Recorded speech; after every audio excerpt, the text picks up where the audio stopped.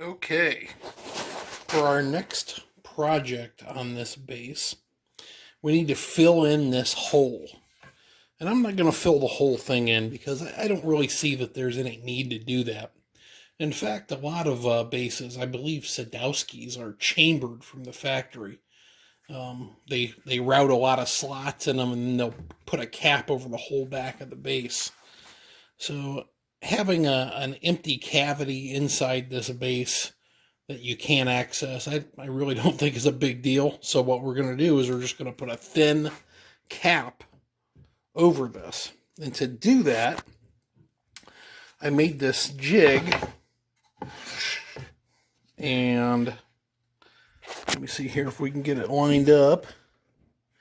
What I'm going to do is I'm going to stick this to the body with some double-sided tape, and then I'm going to put this pattern follower bit right here in my router, and what it'll do is it'll follow the edges of this jig all the way around, and it'll route out a depression that I can put a piece of wood into. And how I'm going to make the cap, let's walk over here.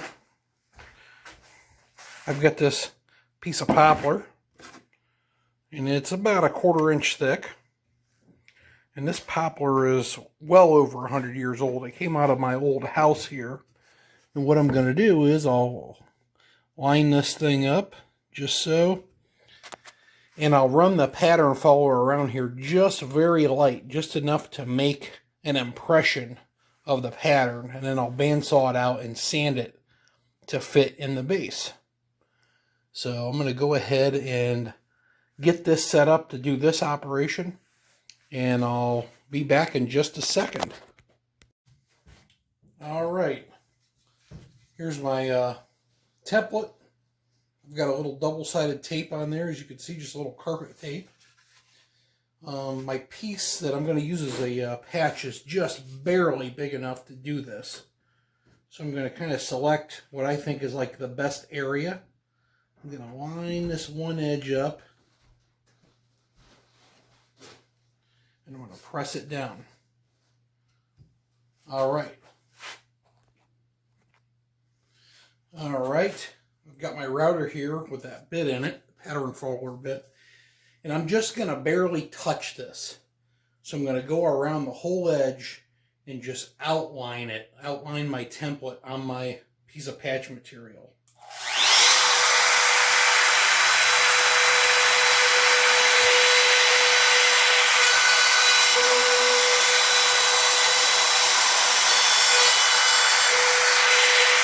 Go down a little bit further.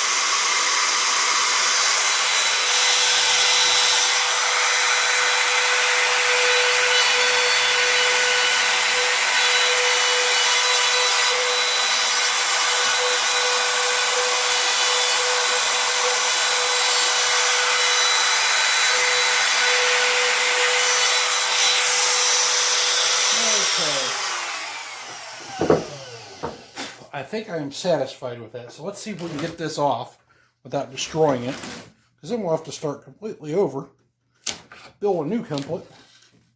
Okay, we got that off, and you can see there's the outline of the template that I need to cut out.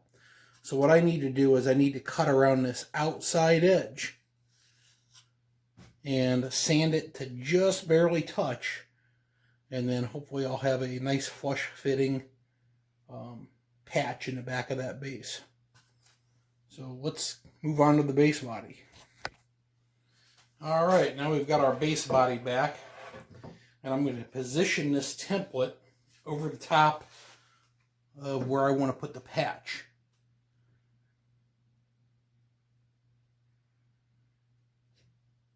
Let's see, that's probably pretty good right there. Press it down.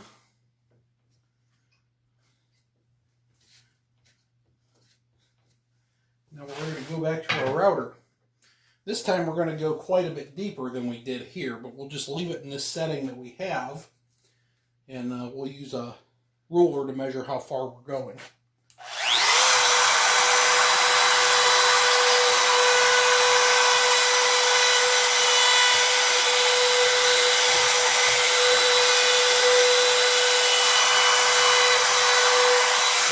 drop it down a little bit.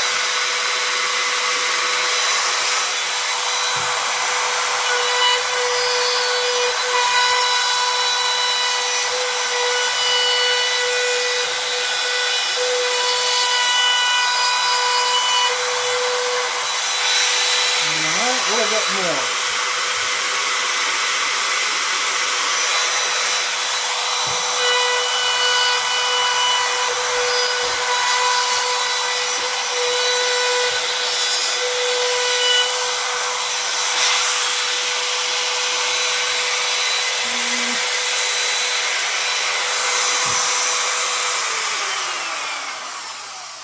I'm going to go just a hair more, just to clean it up.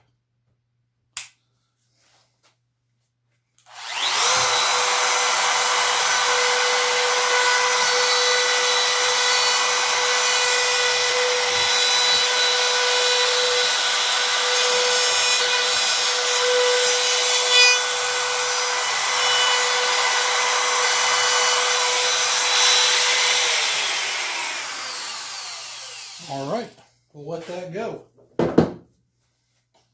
See if we can get this back off. What do you know? There we go. So now we've got a little piece sticking up here. Carve that off. Check it out. And there we go. So what we'll do now is I'm going to bandsaw this out, and then I'm going to sand this to fit right in there. And I'm guessing this is still a hair thicker than what this is, which is just fine. We'll belt sand it flush. Okay, I'm over here at the bandsaw. So I'm going to go ahead and I'm just going to slowly cut this out, and I'm going to stay away from the edge because I want to sand it to the edge.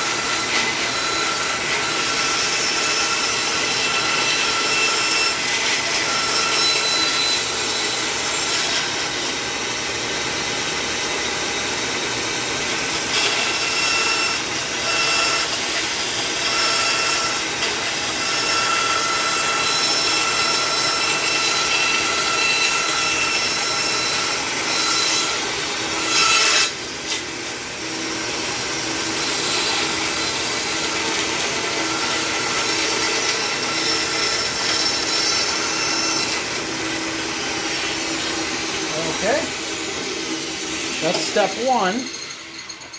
Let me see if I can do this. I'm going to use this belt sander. I got to change a belt on it. Let's see here. That's perfect. There's a worn out 80 grit. That's just perfect.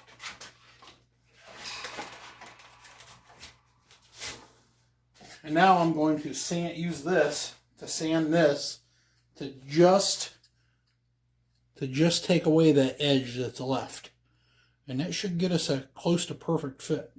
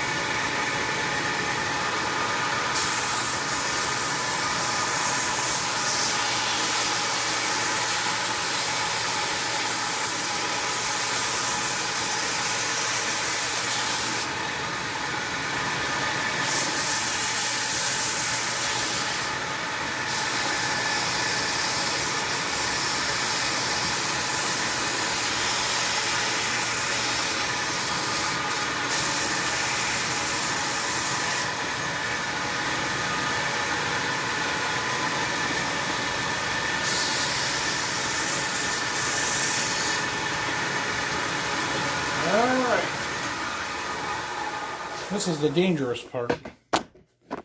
We'll see if it fits.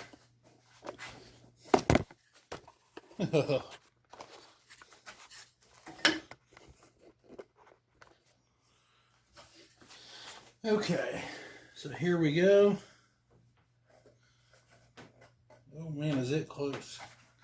I think I can tap it in there. I'm going to just touch it up a little bit with my sanding stick.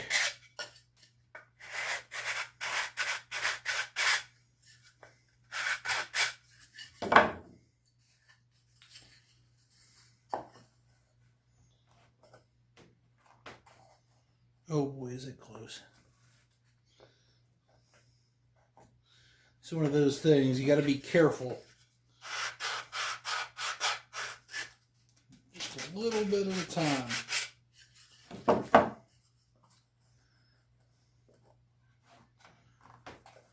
The front's going down.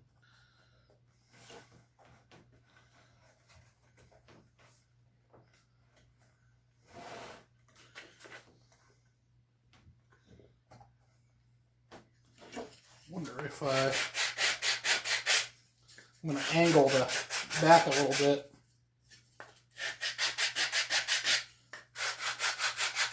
Sometimes that'll help get them started.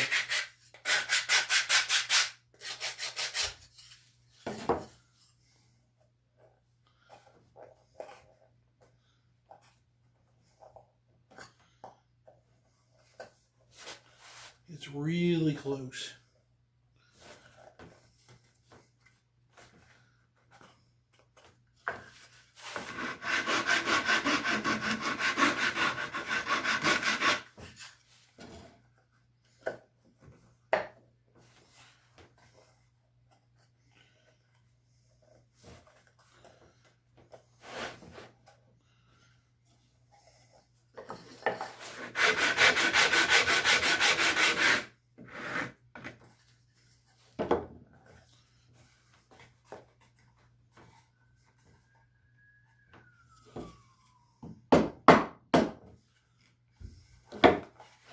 Okay, now it's stuck.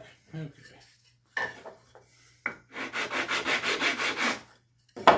I'll come back when I get it fitted.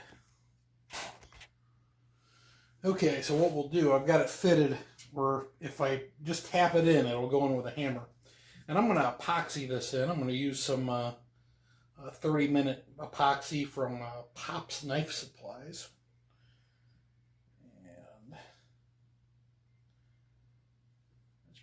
Putty right there. One thing working with epoxy is you have to make sure that you mix it up well. And this is something that if you're having problems with epoxy curing, most of the time it's because you haven't mixed it enough. So I like to, spend a good minute just mixing the epoxy, making sure it's completely brought together, the hardener and the resin. Usually this epoxy will kind of start getting kind of a white hue to it.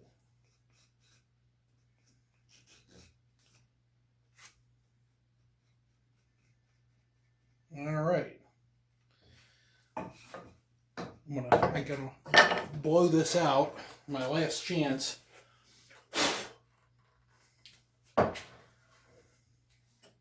And I'm just going to put epoxy all along this edge.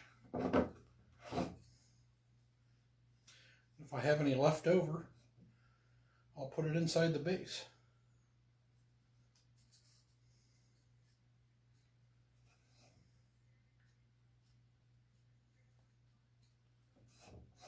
Hopefully, this will not shadow through the paint. I'm hoping because we're keeping the grain kind of lined up that it should, as the base ages, it should stay pretty well. Shouldn't have any problems with it. So there we go. There we've got epoxy on our patch. You can kind of see it there. And we are going to set it in here. And it started Be back in 1 second. I need to find a hammer. Oh, here's a mallet. And a block of wood. And that's what we'll drive it in with.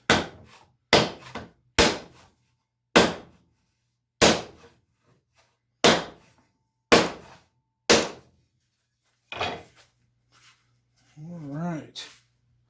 Not terrible.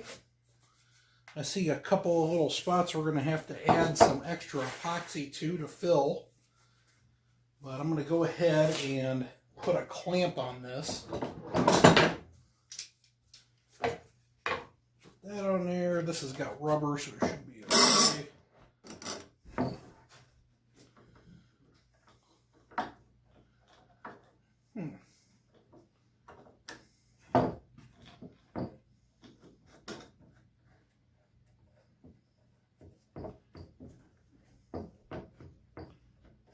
Alright, I'll be back later.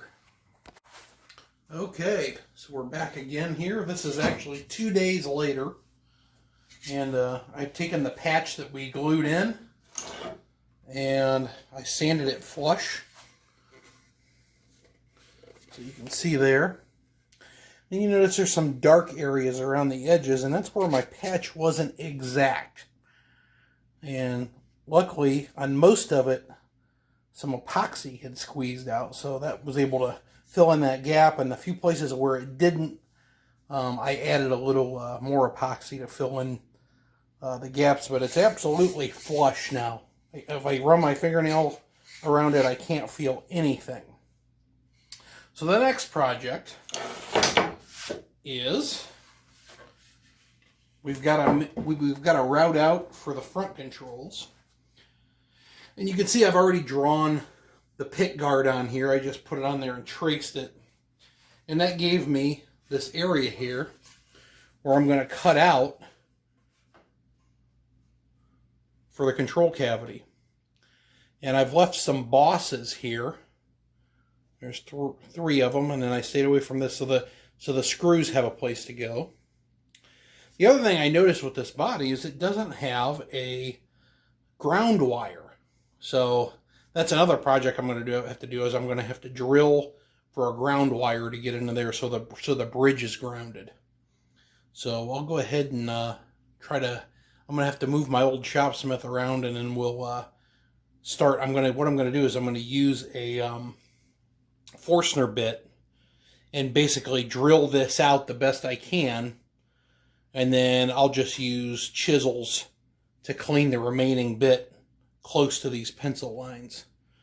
The other thing I could do is I could make another router jig to route this out exactly, but I think by the time I got that done, I could already have it done by hand. And I don't plan on building 1,000 P bases, so there's no reason to spend the time building a jig for it. So let's go ahead and set the shopsmith up and we'll do some drilling.